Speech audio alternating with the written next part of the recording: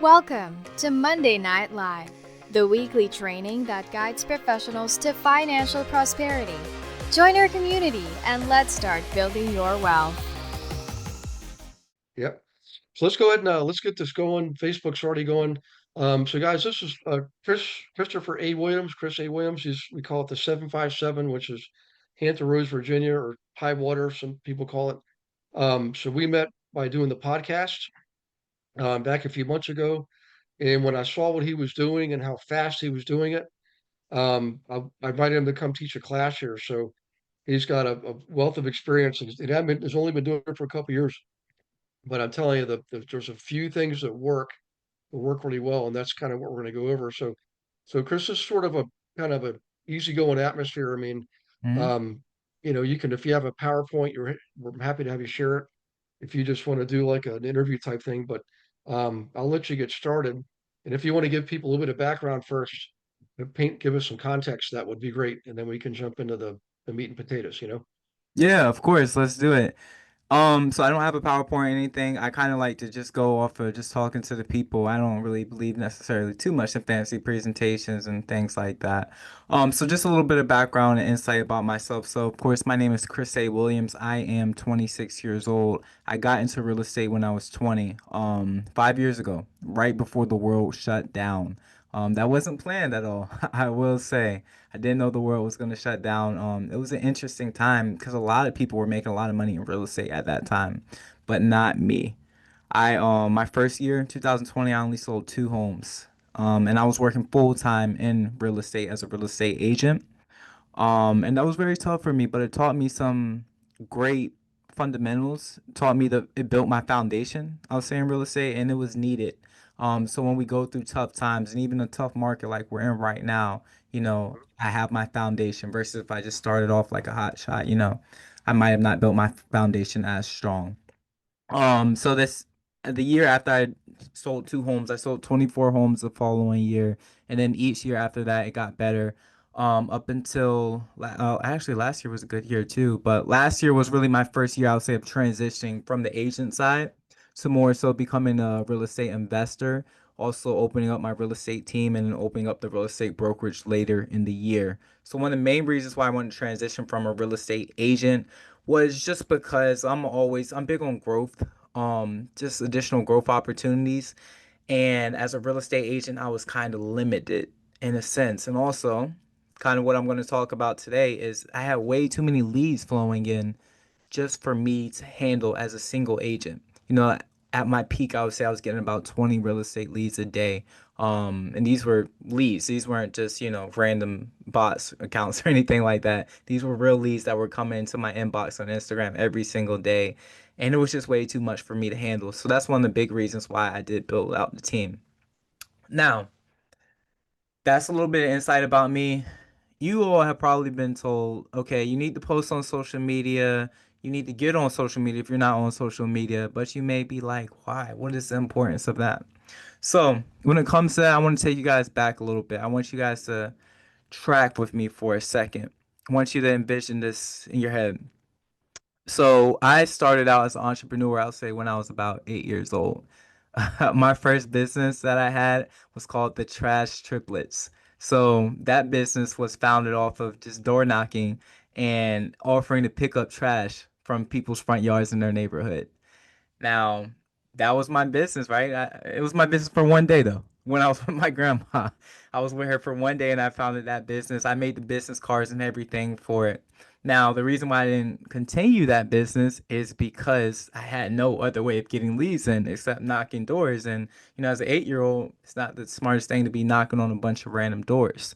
Now, I've always had that spirit of entrepreneurship. So I started other businesses. One of the big businesses that I had when I was a teenager was selling shoes. So I acquired shoes various ways, man. It's funny how I started actually getting shoes. So at our middle school, in our locker room, people used to leave shoes out all the time. And they just didn't want them or whatever. So what I would do is I would give it some time. I would give like a week, see if shoes were still there, and if they were, I would take them and then I would clean them up a little bit, and then I would resell them for a higher price. Now at that point, that's just immediate ROI because I spent no money on it. And then as I got older, I got a job at my local sneaker store, and I would use my employee discount to purchase shoes at a lower price and then resell them for a higher price. Now, the reason that business didn't sustain is because I ran into the same issue again, is I can't find enough leads. My leads then, even though I wasn't door knocking, it was just pretty much word of mouth because we weren't trying to, you couldn't really promote like you were selling shoes or things like that because I was supposed to be under the table. So I couldn't find enough leads to sustain the business, especially when I tried to do it a little bit bigger and get some more bigger shoes and things like that. I just didn't have enough revenue, didn't have enough leads to be able to do that. So I keep on running into the same problem over and over. And then I started in real estate in 2020. And same thing. When I got licensed, they told me, okay, what you need to do to be able to get deals is you need to call your sphere of influence. Now, mind you, I'm 20 years old. Everybody I know is in college. Nobody's buying a house. Nobody's even thinking about. They're still staying in dorms, most of them. So, all right, I don't have a sphere of influence at that point. And when I told them that, they were like, okay, you don't have a sphere. What you can do is you can call this pond. I'm like, okay, cool. So I get into cold calling. Now, my issue with cold calling is, again, I'm 20 years old and I sound very young on the phone. So people would answer my call. We'd be talking for a little bit and I would get hit with that question, the question you never want to hear when you're 20 years old, which is, how old are you? Oof, that's a question you do not want to hear, especially when we're talking about hundreds of thousands of dollar investment when people are purchasing, buying, or selling homes and such. So I'm like, okay, here we go again, man. I know I can't do cold calling. I know door knocking is not necessarily the best way to go. How can I gain leads? What is the best way to gain leads? And then I got the bright idea one day. I'm like, all right, I'm already on social media anyways. Now, again, I keep on referring to me being 20 years old, but as a 20-year-old male, I'm on social media all the time looking for a partner and things like that. That's just what we do. So I'm like, okay, if I'm already on this, I already know exactly how this works. Let me see how I can couple this with my business. And so I just started doing some research. I started looking at, okay, what were some of the top people in real estate? What were they doing when it comes to real estate to be able to gain clientele? I'm like, okay, this looks cool and this doesn't look cool, so on and so on. So I started basically copying what they did and then I started implementing it myself. Now, when it comes to social media, it's not one of those things typically where you're gonna just instantly blow up overnight. Like you make one video and you just got 20 people at your door. It took me about 2 years to get to that point. And that's a very quick turnaround. Typically, it takes people many more years to get to that point. But I was also posting very consistently. And one thing that separated me when I started was I engaged with my audience very frequently and I made the type of content that they wanted me to make. So I think that's what really separated me because a lot of us, when we're in real estate and we're making content, a lot of times we want to make the content that we want, especially with us being in real estate, being tenured, we like to use big words, big ideas. We like to kind of flex a little bit and like, okay, let me talk about this complicated idea because this will impress my audience. But actually, it's probably not going to impress your audience because honestly, probably 95% of your audience has no idea what you're referring to. So what I did was I just figured out what do they want and I met them where they're at. And for me personally, people wanted to see home tours. That's what people really did want to see. So I'm like, okay, cool. Let me start doing some home tours. And those were the videos that just took off. I was doing other things at the time, like putting out some educational things, even like some collabing with other people, stuff like that. But the home tours is what really got people going. That's what really attracted a lot of people to my page. And I even had a month where I got over 10,000 followers in a month on Instagram. Like it got to the point where it's like, all right, if I need some leads, all I gotta do is just post a video. I already know that video is gonna get at least 10K views the very first day, and it's just gonna double and double and double. And the great thing about social media also too, y'all, is that it stays up there. So people may find your videos, 2 weeks later, 2 months later, 6 months later, so on and so on. What I like to call it is it's your clones that are just working for you constantly 24/7 versus our other prospecting methods like cold calling or things like that, for example. Now, I do believe in that. I think cold calling is great. I believe in all the prospecting methods. But, for cold calling, you have to actively be on that phone. You have to actively be following up. And if you miss a phone call, it's that you got to hope they leave a voicemail or send a text or something. But with social media, people will just find you. Like I always give the example of I had a lender in Michigan who reached out to me at one point. And this was like, 3 a.m. my time. And he sent me an email basically saying that he saw one of my videos on social media. He sent it to his buyer. His buyer was getting stationed here in Norfolk, Virginia, and his buyer wanted to work with me. He wanted to work with me just off a video that he saw on my social media. I had no idea who this person was whatsoever, but they saw me on social media. I'm like, okay, that's when I know, like, that's when I knew, like, this really works. Like, this is a good thing that can sustain. And yeah, social media has worked very well for me. I was able to start the team just pretty much off of our social media leads before we even got into any type of other marketing. I had a team of 12 that was just running off of my social media leads. That's the only leads that were coming in when we first started, and they were able to sustain very well. Like my first agent, I brought him in. He had been licensed for, I want to say, a year before he got with me. And within 90 days, he closed on his first home from a lead that I gave him on social media. So Hmm. that's the importance, I would say, y'all, of social media. Is it with so far like was that the video that was a YouTube video? No, that was an What Instagram video. Instagram video? Okay. Yeah, All right, yeah. good. So Good. Instagram, that's been my biggest, the biggest way I've seen my platform Right. accelerate has been Instagram specifically. We're seeing that actually on ours, if all the things we're doing at the team level, Facebook, Mhm. LinkedIn, YouTube, Instagram, TikTok and X. Yeah, Instagram is definitely we get more responses on that, for more sure. views. Yeah. Hmm. And I just think it's a combination of the demographic that if you look at the different social media platforms, there's different demographics. There's a lot of overlap.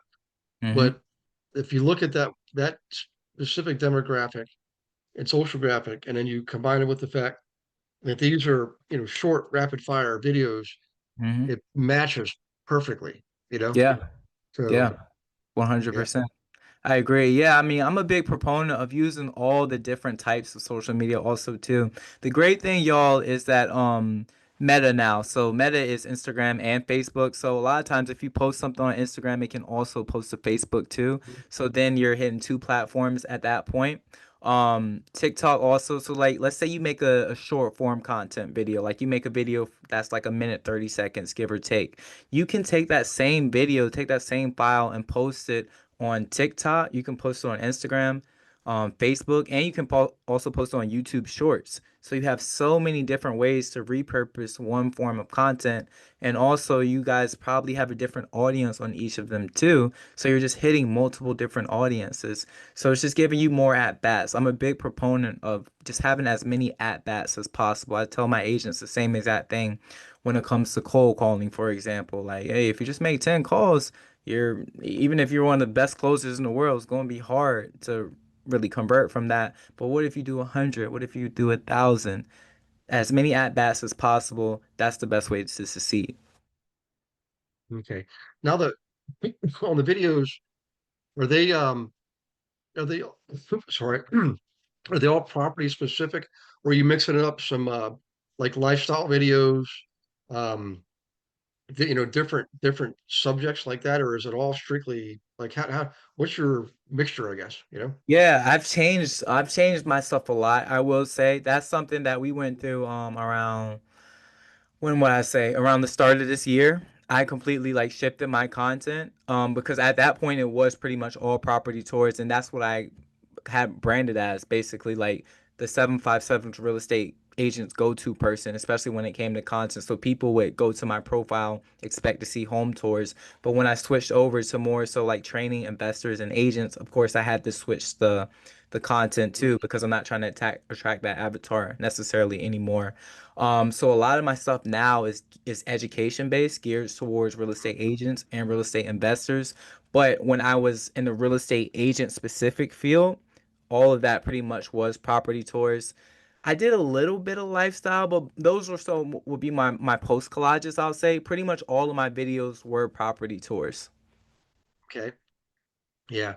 That's I got started too. But this was back when really all we had was Facebook and YouTube. Hmm. And and it was horrible, Chris, the stuff I put out there. But I look back at it, I was like, but the thing is it Yeah. really didn't matter. They wanted the content, you Yeah, know? yeah, It exactly. didn't yeah, they didn't care about me, what I look like or any kind of thing like that. I mean, I was usually in my Exactly. car, I was at the property and I'm loading up in my car from my phone and Yeah. I'll never forget my first big I call it a big transaction. Anything other than a Hmm. single family home. It was a 9 unit building Yeah. and walked through all the units, went through all the rents, all the expenses, all the stuff that you need to know about the building itself.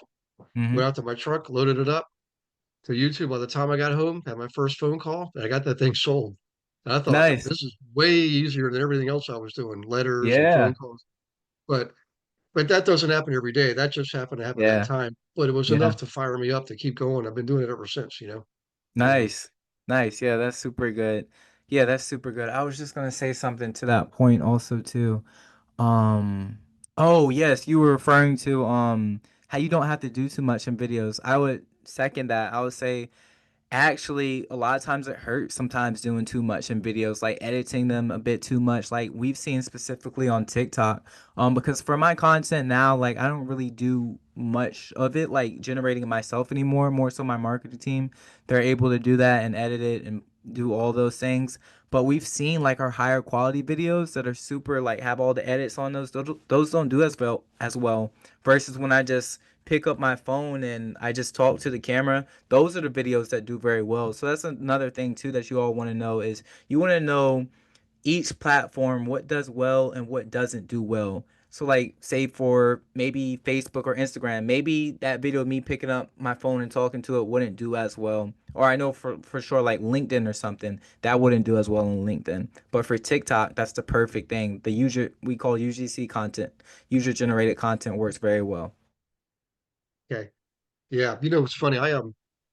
We've been using AI a lot the last couple of years. We started Mm, out doing simple things like blogs, and then we started doing videos like book reviews, stuff that I normally do. yeah. And book review, here's what this is what I'm kind of finding out. And I want to get your input on this too. Hmm. So we started using avatars to do the videos. Like I've got a Okay. half dozen avatars now, different looks, different feels. But Okay. something that's one directional, like a book review, I think that's okay to do an avatar. But if you're trying to have some type of engagement, Yeah. it seems to me like a real video, and this is just I don't have any statistics, it's just my gut Yeah. feeling is, are you seeing the same kind of thing? Or I mean, do you use avatars for some things, or is it all strictly you, native natural Chris in your videos?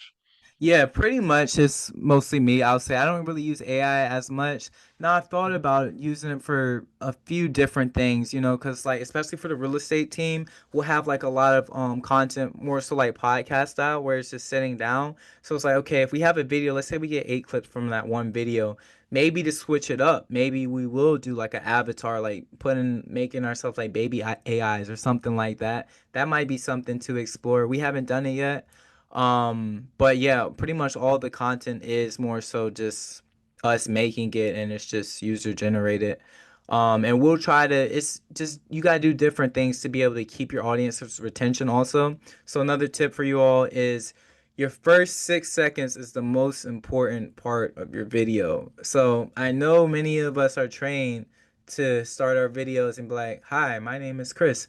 Don't ever do that. Please, please don't do that because that's gonna tank your engagement Yeah. down so much because Mm. people have super short attention spans, especially on social media. So you gotta you gotta hook them very quick. That's why it's called a hook in the first place. So a lot of my videos, I don't even introduce myself or I don't even say my name at all. Like I just go right into it.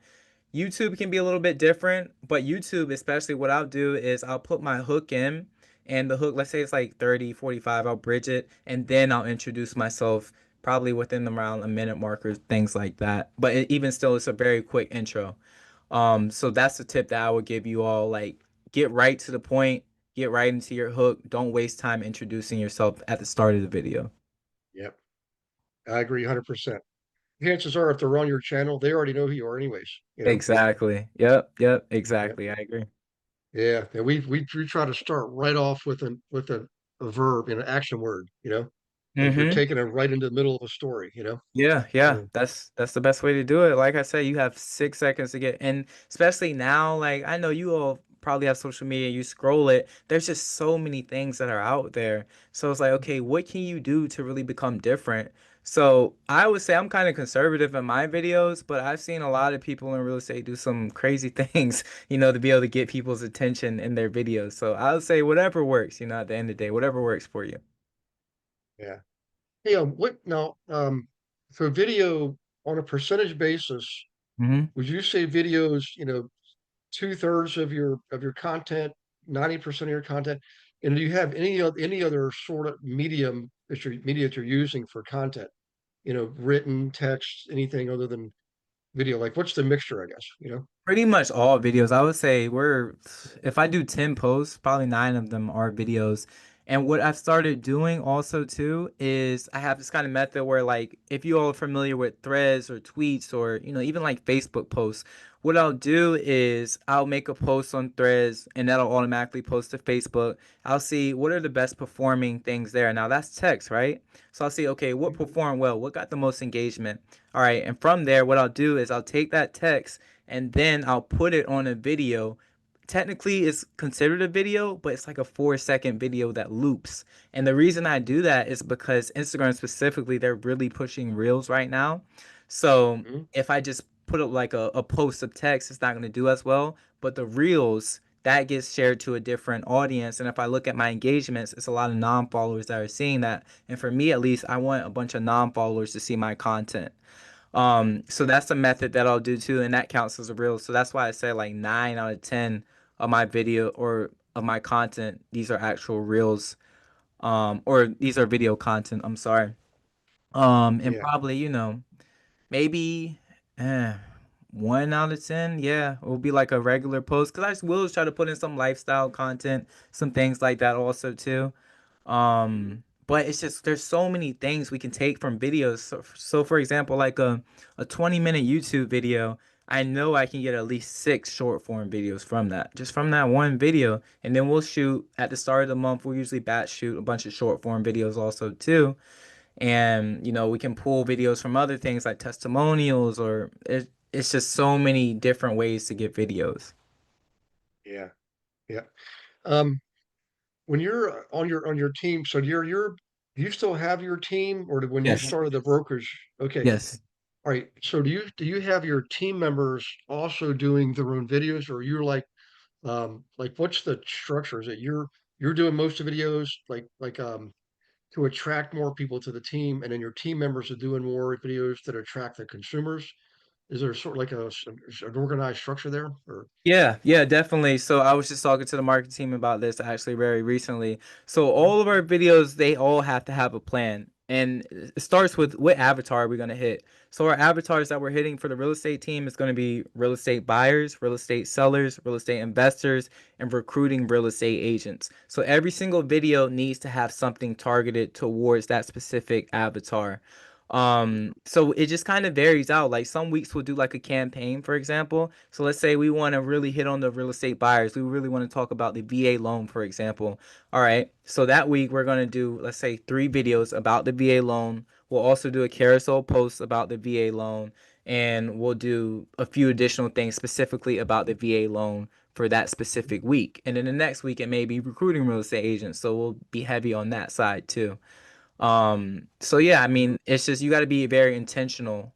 And I used to make this mistake a lot too, is that I would try to combine a bunch of avatars into one video, just for usage purposes, but that confuses your audience also too. Like it's way better to target one avatar, have one specific call to action. than Yeah, trying to hit as many as possible.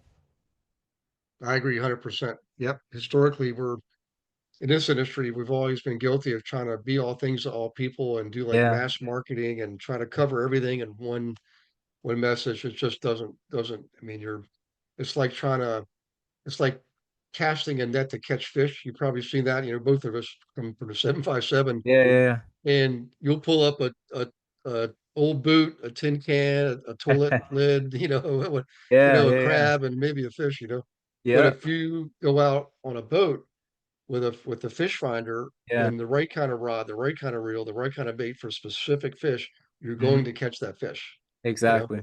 Exactly. So, wow. Well, tell you what, we've got a mixture of people on, like, new people, seasoned veterans. Um, how important is, well, I probably already know the answer. Mhm. Um, it sounds like your success is really in large part because of the videos and leveraging the social media platforms Yeah. like Instagram.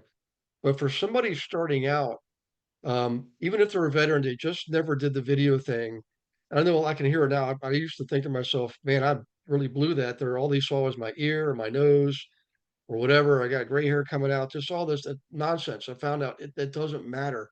Yeah. But what can you tell people to help them, like something inspired them to get started using video, create video content on a regular Mhm. basis? Yeah, yeah. So I would say one of the biggest pieces of advice that I could give you is that it does not need to be perfect. Especially when you're Mhm. starting out, it does not need to be perfect. And also, you're also your biggest critique too. So, I, s- I speak also too, and I had a speaking engagement like last month, I'll say, and I felt like I bombed it. I felt like I did terrible. And I sent it to my mom, and she's also a speaker too. So I'll, pick her brain about things. And she was like, "This is fine. Like, what are you talking about?" She said, "If that's your worst speech, then you are an amazing speaker." I'm like, okay. And that just taught me that we're our worst critique at the end of the day. Like, none of the audience, they didn't say anything bad. Nobody had anything bad to say to me. It's just I thought about myself, and a lot of times. Hi, I just want to take a moment to thank you for watching a recording of the Monday Night Live class. Hope you're getting a lot out of it. I'm sure you will. I wanted to let you know that you can come to Monday Night Live whenever you want, but you can also participate more with the team. Why don't you set up a call with me, a one-on-one strategy call? I can go over everything with you, show you everything that we have to offer. For example, did you know that on our team, not only do you get your leads, we actually give you your own account on our lead gen system. So this puts you in control. You're not waiting on somebody to hand you leads. You get to pick the ones you want. Okay? Huge difference. We have 21 of our own proprietary marketing campaigns. They're all copyright protected. We're the only ones that can use them. Okay? The coaching is absolutely one-on-one. We got 3 coaches. We even have a 4th success coach that we have access to. Okay? One of left fewer than 100 in the world. Okay? One-on-one coaching. Right now the big problem is volume. We need more transactions. We need more inventory. I get it. Well, we know how to get it. Our team actually outproduces the national average by more than 2 to 1. So if you're struggling, don't do that anymore. If you're a solo agent, if you're a team, let's just talk. Smart entrepreneurs are always open to discussion. Learn what we have to offer, and then you can make an informed decision about staying where you are or moving on. You got to decide, if you're not where you want to be, you've got to take action to get where you want to be. Let's see how we can help you do that. I look forward to talking to you. Click on the link, set up a call. And by the way, I'll see you on the next Monday Night Live. We may think that about our videos, and especially when if you edit it yourself, you're probably going to be like, "Oh my gosh, like I cannot put this out." But it's okay. Yeah. Just put it out. I was watching I actually the other night I was watching a video of when I first started making videos in 2020, and honestly guys, it was so bad. It was terrible. Like, yeah, it was everything about I don't think there was a single good thing about it. But the thing is, I was starting to build my audience. I didn't have a bunch of dislikes on the video. I had a few likes, I had a few views, but I was starting to gain followers. I was starting to gain traction. You all also Mhm. have to remember too, let's take this outside of real estate. Let's just look at life in general for a second. What do we all love? We all love underdog. We all love seeing the story of somebody rise up. So when you just start out as that perfect person, people aren't really gonna really mesh well with you. You haven't had a chance to build that community yet. So it's easy to get torn down. It's easy to just be here one day and gone the next. Versus when you started out, you know, maybe you weren't as good when you started out, but people see you ascend, people see you start to get better, people grow with you, people identify with that a lot more, and they're like, okay, I really like this person. Even though they may mess up, you know, they may do all these things. It's like, okay, well, I can see that they're genuine, I can see that they're trying, I can see that they're getting better. So I would encourage you all to just put out the stuff. Like, it's okay. It's not gonna be good. If you haven't made a video, I'm just gonna be real with you guys. If you haven't made a video, it's not gonna be good. Your first one is not, and it wouldn't be reasonable for it to be good because you haven't done it before. Same thing as when you first started in real estate. Your first deal probably wasn't good. You know, you may probably did a ton of mess ups, but that's because you hadn't done one before. But the best way to get good is by putting in the reps and just by doing it. So like I said, that first video was so trash, but like now, you know, it's very easy for me to do videos because it's like, okay, cool, I've been doing it for so long at this point. Yeah. Yeah. Real estate, it's absolutely a on the job training type industry. You just learn from doing it. I mean, we need Mhm. to study and learn concepts and principles and strategies and techniques, no doubt about it. But the actual execution, that's where you learn because it's you're Yeah. involving human beings, and Hmm. it's got an element of chaos in it. It just you just Yeah. never know what somebody's going to do or say or come up with. Or I mean, good Exactly. Lord, I've had all kinds of things happen, but you eventually you realize it's all about being persistent and consistent. Yes. You have to Yep. in marketing, particularly, man. Yeah. Marketing is a momentum business. You It is. can't Yeah. Hmm. slack off because when you do, we call it porpoising. Hmm. You build up a big, you got like 10 transactions. You're like, oh, I'm good, man. I can't market anymore. I can't take anymore. If you do that and come back to it, I don't care if it's just even a month or two, Yep. you got to start all over again. Oh my You gosh. lose Yeah. that momentum. Yeah. Yeah. So 100%. yeah. Um, so here's a question from Brian Heights. Since I'm new and don't have listings yet, hang on a second. Where could I do home tours? Um, Chris, if you want to go ahead and take that one, I know what I want to say, but people Yeah. they hear from me all the time. They want to hear from you, man. What was the You know, question again? he doesn't have, he's new, so he doesn't have any listings. Okay. Like where can he how can he work it or how can he do home tours? Yeah, yeah. And get Great videos. question. So the best way I'll say is, Brian, if you're on a team, you want to go to your team members and see what listings that they do have and then promote their listings. That's your very first step. Now, if you're a solo agent or you don't have a team that has listings, then you can go to other agency or brokerage, promote their listings. And let's take it a further step. If you don't have any agency or brokerage that don't have listings, then you can just go on your local MLS and then be able to do home tours from there. So I think it is important though, but when you do home tours, that's why I said you want to ask your audience, what are they looking for? Like, what do they want to see? So I know like my audience, they wanted to see like more modern homes, like renovated homes, things of that effect. So that's the specific homes that I targeted. It wasn't necessarily just the price point, because especially in my area, like Virginia Beach specifically, it has like a lot of old homes that are just priced very high. Now, those wouldn't do as well, even though they're at a very high price point. So you want to actually take a look at these homes and see what are the features, what do they actually have to offer. Yeah. And yeah, I see that comment. Somebody said new construction home tours are great. Yes, I agree. Yeah. 100%. I have a video that did very well as a new construction one. I would say if you guys do new construction, try to do the model home too. Mhm. That works very well also. Yeah. And Brian, there should be in Texas, every state, you have your own Texas state workplace page, which is now going to I can't what am I drawing a blank here? Not I want to call it scrap, but um it's the new platform for internal communications, but you can put it out there. Some people will advertise, like not advertise, but promote.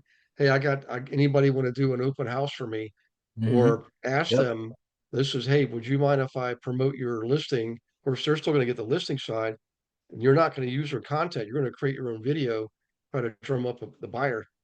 Do that. Most people in where you are, Brian, you'll have plenty of plenty of agents there that'll have listings. Um, it's a great place to start, you know? Yeah.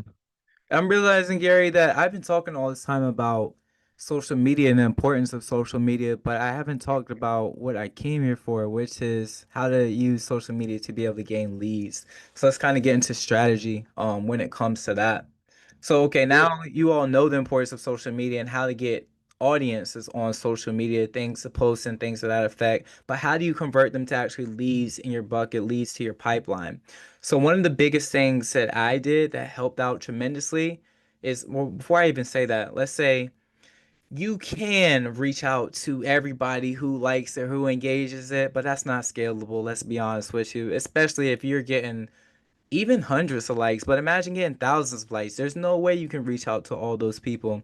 So what I did was I went to my CRM, and my CRM was linked directly, basically with the listings website attached to my CRM. I put that in my bio, and what I would say in my post is, hey, if you're interested in, a home, and let's say the home tour that I did was in Virginia Beach, for example. I say, if you're interested in homes in Virginia Beach, just click this link in my bio and you can see all the homes in Virginia Beach plus more.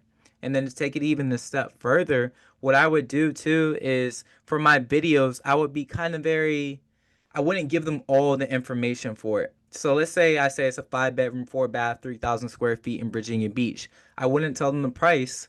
I wouldn't tell them what neighborhood it was in because I want them to send me a comment. I want them to leave a comment asking for more information about that property. And then from there, what I would do is, let's say they commented. I would say, hey, DM me, I'll send you the information. Or if they direct message it to me, the home tour itself, and ask for more information, what I would do is I would send them that link, and that link would be that actual home also too, but it's attached to my CRM. Now the best thing about this is that link is basically a lead capture form. So for my link specifically, you get about one scroll before it's asking for your information. Now at that point, people, they want to know, like they want to know about the house. That's why they reached out. So they're going to put in their information just because they want more information about the house. And that's how I was able to really get leads and really start scaling it up to the point where it's like I don't have to reach out to anybody. I was just never that person. I never like to like aggressively reach out to people that just like my content, but they just came in themselves using that lead capture form. And then I had automations and things like that set up also too. So as soon as that lead capture form came in, as soon as I got their information, bam, it will reach out to them. And I customize my automations too to sound like me so people think they're actually talking to me. So by the time I actually even know of the lead, it's them raising their hand saying, hey, I'm ready to meet Saturday at 1 p.m. for a buyer consult. I'm ready to meet Sunday at 4 p.m. Yeah. for a selling consult. So the lead capture form and using your CRM is one of the best ways to be able to gain leads from these views that you're getting on social media. Yeah. Is your theorem, is your, the CRMs today are really, really sophisticated. So Mhm. when someone's responding online, is that being fed to your CRM automatically? So you capture it there and that's where they're getting the form? Or is a form? Yeah, go ahead. We're in that now, but I'll say when I was doing it, like when I was getting those 20 leads a day, no, it was a basic CRM. It wasn't even doing all that. It was just, yeah, just pretty much a basic one, just a basic lead capture form. Okay. Yeah. And that was that, so was that lead capture form, um, was that triggered from like Instagram? Or like what was there, was it automated or was it manual? The triggering of the form? Yeah, yeah. So it wasn't necessarily automated. It was manual where they had to put in their information. It was all automated on my side because all I had to do, so what happened is, let's say there's a listing, right? So I would go to my CRM, I would just search that specific listing and I would copy and paste that exact URL, and then I would post, that would be the link that I would send people. Now, for me, of course, I could see all of it because it's my CRM. But for the public, once they do that one scroll, then they have to put in their information. There's the lead capture right there. So yeah, like I said, all I did was just send people that link or just put that link in my bio. Gotcha. Okay. All right. That makes sense. All right, Mhm. good. Hey guys, just do a show of hands or who here has used Instagram in the past? So far in your business, just do a hand raise or put in the chat box if you want to say yes in the chat box. Um, Nice. yeah, tell you what, Andre, how are you using it for agent attraction, Instagram, or your posts? What are your posts like on Instagram, if you don't mind, Andre? Yeah, for some instant attraction, I'm not doing posting as much as I should be, but I got my VAs posting some things on there to just content of us helping agents with our um Jake Kinder, Mhm. accelerate video and stuff. Yeah. Hmm. Okay. Lisa, how you're using it for production or attraction or both? Or Right now it's production. okay, have you compared it to like Facebook and other channel like YouTube, like the stats? You ever compare them just to see? I'm not an Instagram fan, and every time I say that, the people who really love Instagram, like my daughter, say it's because I don't understand it. And I think that's true. I'm better on Facebook. I understand that. Mhm. LinkedIn, I'm learning. Instagram, I'm taking baby steps, but I'm on there every day. I Hmm. just Yeah. don't maximize how it's getting used.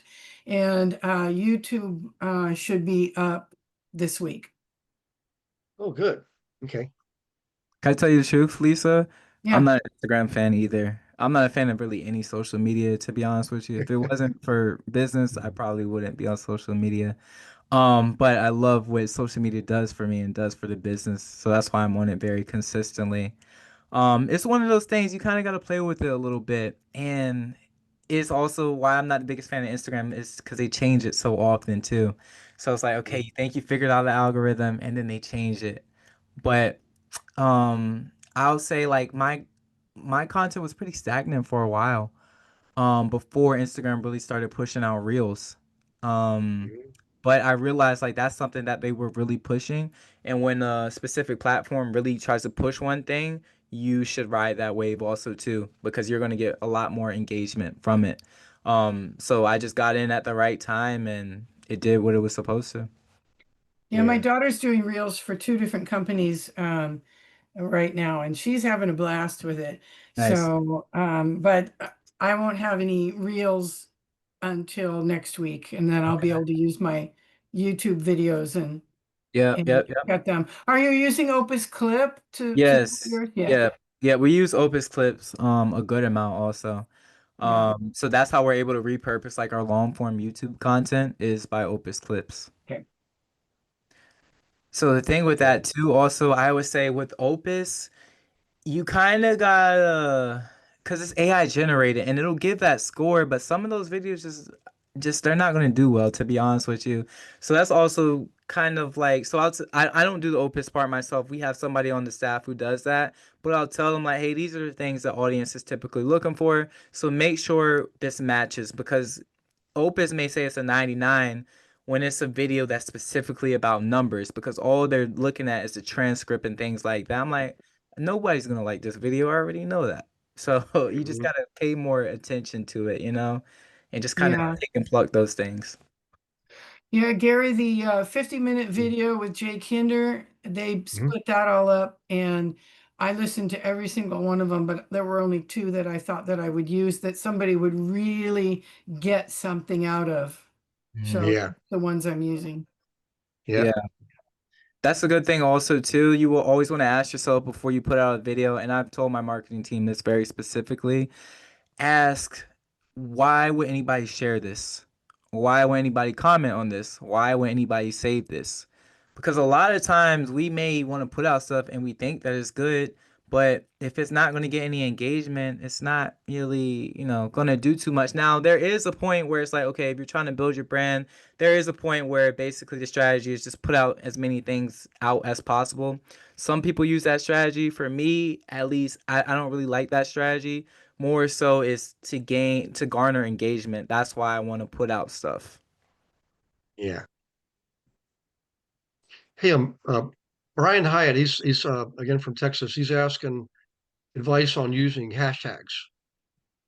Ugh, that's an interesting question. I think it depends on the platform, I'll say. I've seen just going off experience, a bunch of hashtags usually don't work. Like I think now specifically you probably want to do 5 or less. Um, yeah, a bunch of hashtags. That's really never worked for me. Now I say the hashtag that I've seen good benefits from is area specific hashtags. So our area is the Mhm. 757. When I've done like hashtag 757 realtor, hashtag 757 real estate, that's how I've been able to get a good flow of new followers from those specific hashtags. But when you do some of those bigger hashtags like hashtag real estate or hashtag investing, you're not really going to get too much traction from them just because so many people are inputting into that hashtag literally every single second. Versus you get area specific, it's a lot less traffic that you have to deal with. Yeah. Hey guys, real quick, just in kind of a sort of important note on when Chris and I use the term 757, some people recognize that's an area code, but I've been all over the country and some places do, it's kind of like it's, kind of a customary there too, but it's very customary in Tidewater, Virginia to use 757 because there's so many people come out of there that are professional athletes, professional artists, musicians that just they crank out so much talent. Mm-hmm. And it's kind of a thing to say I'm from the 757, oh, do you know so and so? I mean, you'd be surprised at some of the people that are from there. The houses you could be on the Yep. water, hey, so and so lives there, so and so lives there. So, Yep, yep, you know, yep. so it's kind of it. So they'll hashtag 757, Mm-hmm. and it means Exactly. something. But my experience is from, and we always, Chris, we're trying to constantly learn the algorithms, but like Mm-hmm. you said earlier, as soon as you think you got it, they change it. But Exactly. with the hashtags, what we figured out was when we were trying to scatter too much, like we were trying to hashtag different things that weren't related, that Yeah. messed us up. But if it Yep. was very focused, we got better results. Yep. Yep. And that's the So thing I want to say also too, because I know a lot of us we may want to use ChatGPT for our captions, especially like if you're using Opus, you may want to use ChatGPT for your captions. I don't recommend it as much. Like I like when we have more manual captions, or at least put it in your own words. But definitely don't use ChatGPT's hashtags.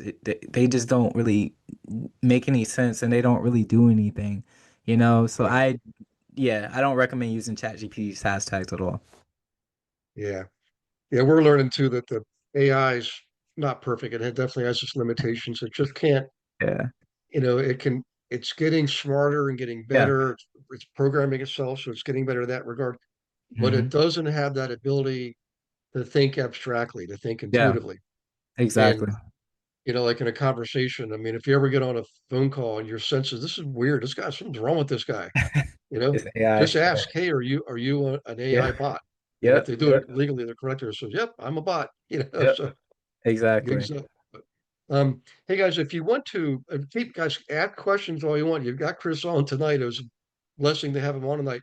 But I'd love to have Chris talk a little bit about the investing part too, his own investing, how he's leveraging this to start his own investing and even working with investors. If you guys okay if we kind of go into that subject there? You want to, I mean, just let me know what you're thinking. Okay, we got thumbs up. So if That's you would, you mind, Chris, kind of transitioning in because to me, that's the end game is, can yeah. you start trading money for time and measure your wealth in time, which happens when you own income producing assets. Yeah, yeah, 100%. So I'll say social media and real estate investing have been a huge role. I actually have not closed a single deal when it comes to real estate investing from cold calling or any. All of mine have been social media in some form of aspect, whether it's been somebody on social media reached out directly to me or the seller maybe reached out directly to me on social media, and that's all organic. That isn't any paid advertising. So it's been huge. Now, when it comes to my personal experience with investing, my first deal was a bit what's the word? I kind of did the opposite of what everybody does. So typically a lot of people will start off with wholesaling because they don't have the capital.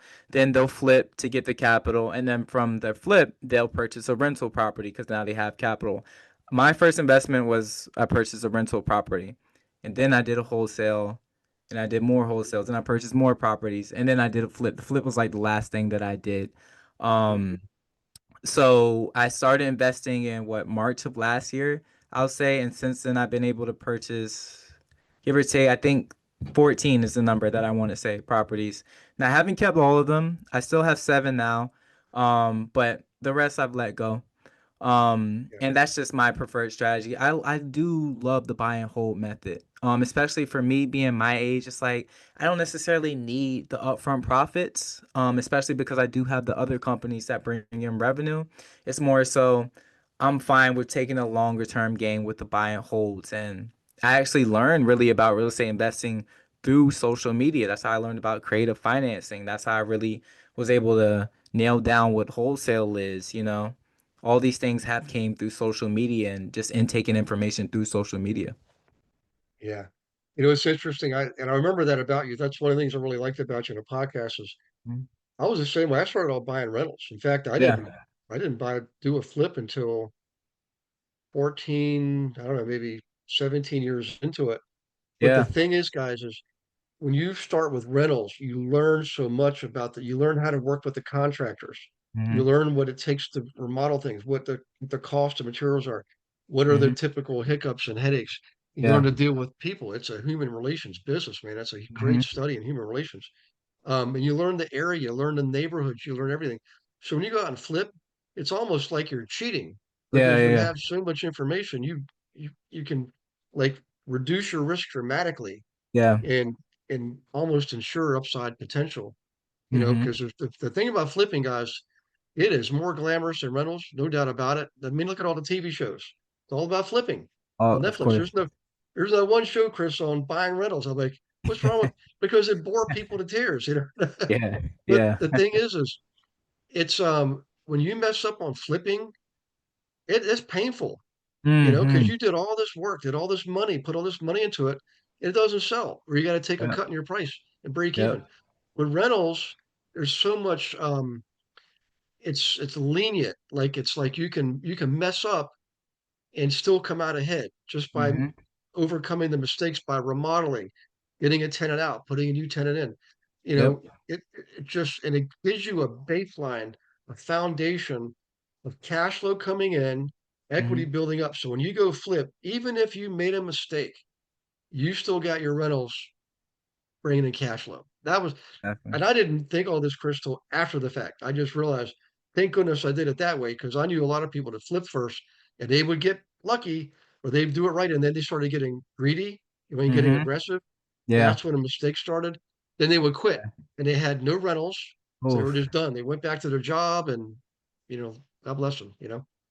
Yeah, So yeah, and that's the good thing is also too is like I was talking to a wholesaler in a different I think he's in Georgia, I want to say, and he was telling me that there's a lot of good wholesalers that are out there, but they have to stop because they don't have, income to sustain them. It's like, okay, we'll have 1 month where you do like 50K or 10K, whatever it is, and then the next they're looking for deals for the next 3 to 4 months. So that's why I think having rental properties is so important because that passive income can kind of float you by on those times when you're not, the deals really aren't flowing as much. So it just gives you more leverage, just gives you more options, which is what we're yeah, looking for.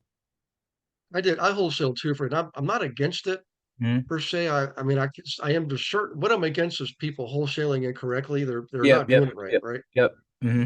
But the fundamental problem is to build wealth in real estate, you've got to own and hold number Yeah, one, yep, and it's got yep. to generate cash flow number two. Hmm. And the wholesaling, if you stop wholesaling, you don't own anything, and you got no more cash flow Exactly, coming in. You know, exactly. so Yeah, I agree with that. Yeah, that's why I'm just a big proponent of kind of like just flipping the money into different opportunities. That's advice I got, early, and I think that was some of the smartest advice that I got. It's just yeah, keep on flipping the money. So like if you are wholesaling or you are flipping, all right, it gets to a point where you don't need hundreds of thousands really like just sitting in the bank. That doesn't really do anything for you. Even if you put in the S&P, like S&P, I believe, is 9% appreciation year over year versus real estate is going to appreciate much farther than that. So mhm, just put it into owning income producing assets. And, if you're flipping specifically or if you're wholesaling, you're going to get hit by Uncle Sam at some point. So how about having a tax shelter, like a rental property, for example, that'll help you out when it comes tax time. yeah. It's funny you mentioned that in wholesaling, what people don't realize is if you're not a licensee and you do five or more flips in a year, I mean, five or Mhm. more wholesales in a year, you're legally supposed to be classified as called dealer status. Mm, Dealer status, and you got to file Schedule C, a corporate income tax return. But most people don't do that because they are yeah, not taught that. yeah. And what happens if you get audited, and it doesn't matter if it's a state audit or whatever, if you get audited from the state and they say, well, wait a, or let's say it's the federal government, they say, you know what, we're not going to really penalize you, but you got to file Schedule C because we're going to assign you dealer status. Well, guess what? Every state is reciprocal of every other state and the federal government. So the federal government gets notified, or the state gets notified, whatever state you're in, and they're going to say category on the form. It's going to say category, and you're going to say real estate. Well, Mm, guess who gets that? The Real Estate Commission. And if they mm, look at you and you're not licensed, now you're in big trouble, right? mm. And by the way, we're also reciprocal with all the Canadian provinces. So I've had people say, "Well, I'm Canadian. I'm not going to go there anymore." They're going to get you. Same thing here in the States. If you're Canadian, you come down here and you thinking you're escaping. No, Yeah, they're gonna yeah, yeah. they're reciprocal, Yeah, including anything that has to do with driving cars. Now, don't ask me yeah. how I know that. I just heard it through the grapevine. But you can't get a speeding ticket in Canada and not pay it because you moved to the States. Oh wow. Okay, So okay. yeah. Hey guys, any questions for Chris? We're running up on the 8 o'clock hour. I want to be respectful of Chris's time, but I really love this last part. I mean, I love everything you taught us tonight, Chris, but I want everybody here to be in a position to invest. That's what I really want. Go Yes, ahead, 100%. PF. Yeah. Mm. Yes, hi, I got Chris. a question. How you doing? Sorry, what's that? Oh, you were talking to Oh, me? I'm sorry, Chris. go ahead, PF. I'll ask my question next. All right, go ahead, Mark. Okay, Chris, just wanted to know when you started to do the social media, Hmm. did you just kind of fall into it, or you was like intentional about it? Because I was doing the social media, but I just kind of did it. I didn't have like any intention or anything like that. So I just wanted to know like what was your way of going about it? Just kind of fell into it, or you just like, okay, well, I know how to do this, I know how to do that, or you move forward. Or what would you learn first? Did you go somewhere to learn how to do it? Because I know it changed like so often that it's like Hmm.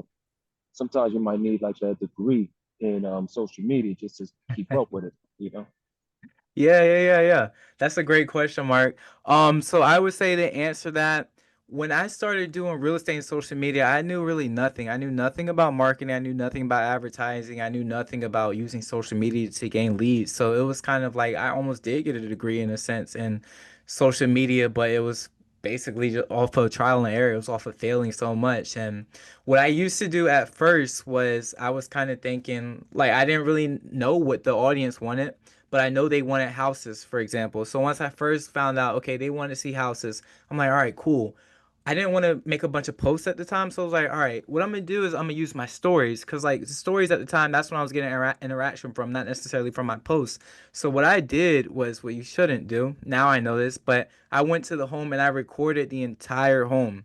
And the walk of home is going to take like 10, 15, 20 minutes around there. So I posted that entire thing on my story, like the entire walkthrough. And if you go on Instagram, like the stories, like it's usually like if people have like 3 or 4 stories, they're like this big, let's say.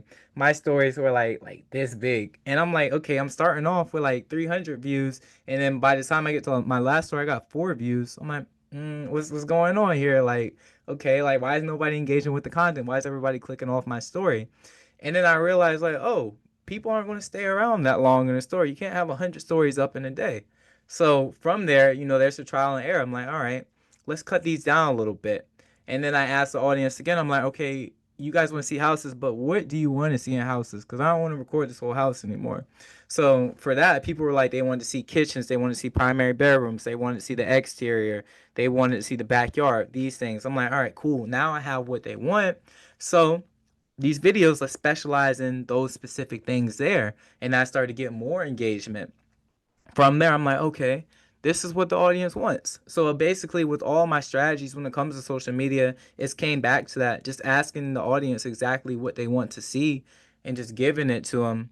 And also too, like I started to read more. I started to really intake a lot more knowledge about like marketing and just the whole aspects, like the mental aspect of it. Learning about hooks and bridges and, call to actions, things like I had no idea when I first started. I just knew I had the intention that I wanted to get clients, but I didn't know how to actually get clients from there. All right, cool, cool. Oh, and by the way, you got a popular last name, whether it's a singer named Christopher Williams. Okay, okay. Yeah, yeah. That's why I go by Chris A. Williams, man. My name is super, super common. Oh yeah. Hey, Chris, I'm gonna let PF ask this question too, but I gotta ask you, is your mom, is she also in real estate? No, she's not. I'm the first in my family being real estate. Okay. Is she, and she's in a 757? Yeah, she is. Uh-huh. I wonder if I know her because I was there quite a long. What's her first name? Dana. Dana Williams. It vaguely rings a bell, but what industry is she in? She actually, what does she do now? She's in speaking, but also she's an author and she's a marriage counselor. That's one of her main things. She actually has a pretty big podcast. It's like a nationally ranked podcast on relationships. I think that's probably why I know the name. Yeah, is she down in like Norfolk, Virginia Beach, or is she up in the She's peninsula Virginia area? Beach. Yep, Virginia Okay. Beach. Uh-huh. Wow. What a small world, man. Right? Yep. Yep. So, hey, PF, you have a question? Well, coincidentally, Mark sort of brought Chris into my question in a little way. I was going to ask you, what was your favorite part of a house to film, and what did you find more engagement with, and did you find what was more engaging, the same thing that you also enjoyed filming? Yeah, yeah, I definitely would say so. My favorite part was usually the primary suite. Especially if it was a nice one, but even if it wasn't, usually the primary bathroom is pretty good for the most part.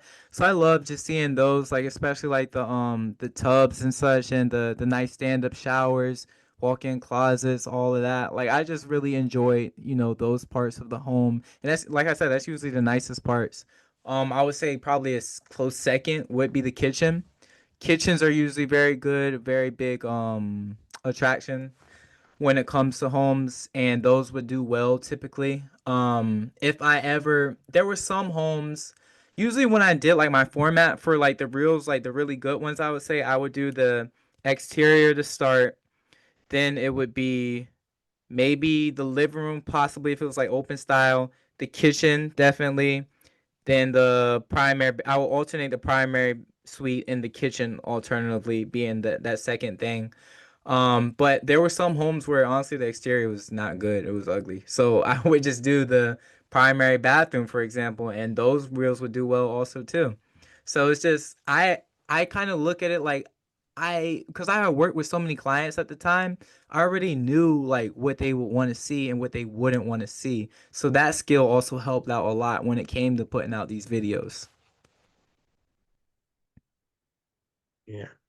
Do you And then also find like a particular day of the week that you have more engagement than others, or time Yeah, of the yeah. day?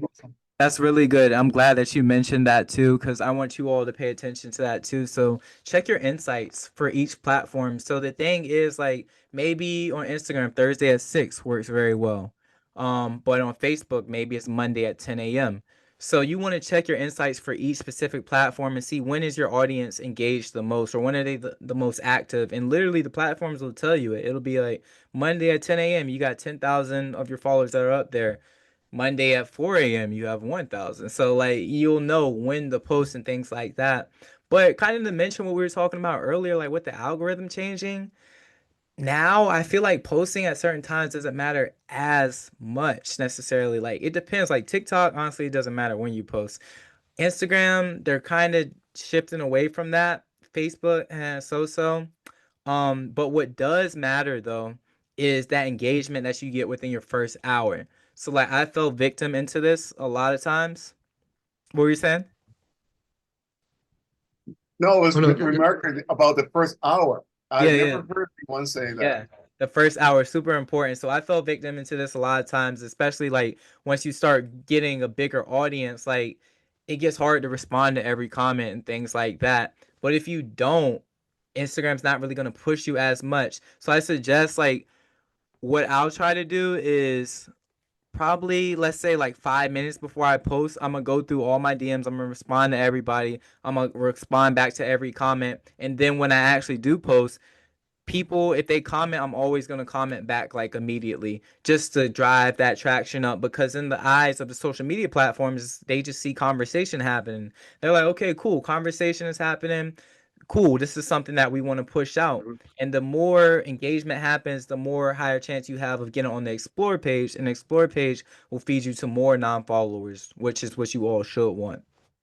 So you're very intentional about, I'm going to post at 9 a.m. Therefore, I'm also going to stay engaged Yep. until 10 a.m. Yep. You 100%. know, stay with the video. Yep, 100%. And like even after I posted, I'll go like commenting on people's stories or commenting on their posts, things like that. I think it's super important. I think things that get lost in translation when people talk about social media is everybody always says just post, post, post, post, post. But Right. you want to really engage, you want to build community, because nobody wants to feel like a fan at the end of the day. And if they're just commenting on your stuff and you're not engaging with them back, they're gonna feel like a fan. Then they're not gonna, show love to your stuff. But if you just engage with them, then Guilty. it's like, okay, cool. Yeah, we all can be, and it's hard. I will say, especially if you're not on social media that much to really engage with it. But I always recommend just making that constant effort. So like in my staff for the Assets Real Estate team, I will tell them like, hey, every morning you need to go for like an hour and just start commenting on people's stuff. It can even be like, say great with a fire emoji, something. It doesn't have to be a whole long drawn conversation. Just make your presence aware that like you're engaging with their stuff. Fantastic. Thank you. Of course. Yeah. And Jess is asking if you in your when you're doing a tour, are you mainly talking through the video tour, like of a touring a property, or do you have background music? You ever put background No. music on? Well, background music, yes, I always did that. Now, for me personally, I was never that person that wanted to be on camera. So like my home tour videos, I was never seen in the camera. I was never seen in the video. I wasn't talking anything like that. It was just the house, and it was a video, it was a I'm sorry, it was a music track on top of that too. So Yeah. I like to get those tours. I kind of miss doing them, I will say, because that was my way of like showing creativity. So like, man, I would be up, especially when I first started doing it. It took me a little minute to do it, like 30, 45 minutes to edit them and things like that. I would be matching the exact like transition to match with the part of a song and things like that. But that was just me. That was me showing my creativity. I've seen people, people will talk in it, things like that. My thing was like, okay, what if people don't like my voice? Then it's like, all right, then I could kind of lose audience there. What if people don't like what I look like? So it's like, all right, I could lose audience there. So I'm like, okay, to eliminate all of that, how about I just post the house? Because okay, like that's just the house there. There's no like personal bias or anything like that. Okay. Awesome. Well, I tell you what, guys, we covered a lot. I went from Chris selling used shoes. All right. And I know I started out selling newspapers, so I get like a nickel or a dime or a quarter, whatever. I mean, every week I'd get like $2.13. I thought it was great. But selling shoes to, you know, going up to being an agent, learning the ropes, being a top producing agent, to building a team, start investing, and a brokerage. Hmm. And he's 26. So I'm telling you, I mean, everybody's got their own stories, their own lives, but man, just be inspired by Chris's story. And Chris, I really appreciate you sharing so much golden nuggets tonight. This was awesome. Of course. Thank you so much for having me on, Gary. And thank you everybody for, listening and tuning in. I just hope you guys can just implement just one thing. Just one thing. I'm big on that. I always tell people, like, anytime I speak, like, please don't just listen to what I say and not do anything. Just do one thing. It's super important to take action. And when you feel like, I can do it later, don't do that. Just do it. Just do it immediately. Yeah, man. No words have ever been truer. You just gotta implement. It's execution. Hmm. That's where I usually see people either succeed Yep. or don't. It's usually at the point of execution. Either Yep. most cases, because they just don't do it. Yeah. Because even if you do it, I mean, I'm living proof. You could do it and screw up and still succeed. You know, Yep. Me you too. know? Me too. So, any case, it's easy to smile and laugh about it in hindsight. Yeah. My mission is to just help everybody, get to the next level, no matter what it takes. We don't ever give up on anybody. And Chris, Mhm. I'd love to have you back sometime, man. I mean, we didn't even talk about like the team and the brokerage and all that. And there's people on the team here that I'm helping them build their own teams, Nice. or sometimes training programs, things like that. And Yeah. because that's really what it's all about. There's no greater compliment than someone doing better than you, you know? Yeah, I agree. I agree. Yeah. 100%. So, well, listen, man, God bless you and your mom and your brokerage. I knew it's still new. Let's definitely stay in touch, man. I want to, you know, not that I can give you any pointers, but I mean, maybe from my old brokers I could, but with the Yeah. investors, that was probably the key thing. Yeah. Honestly, if it wasn't for the investors, we wouldn't have done as well as we did, because when the recession hit, we Hmm. had exactly what we needed. I mean, it couldn't have been more perfect, you know? That's good. So, Yeah, that's good. That's a blessing. yeah. So, you guys mind giving Chris a high five, hand raise, or something in the chat box? Um, I appreciate that. And then for everybody here, just set up your one-on-ones. Next week there is no class because it's Labor Day.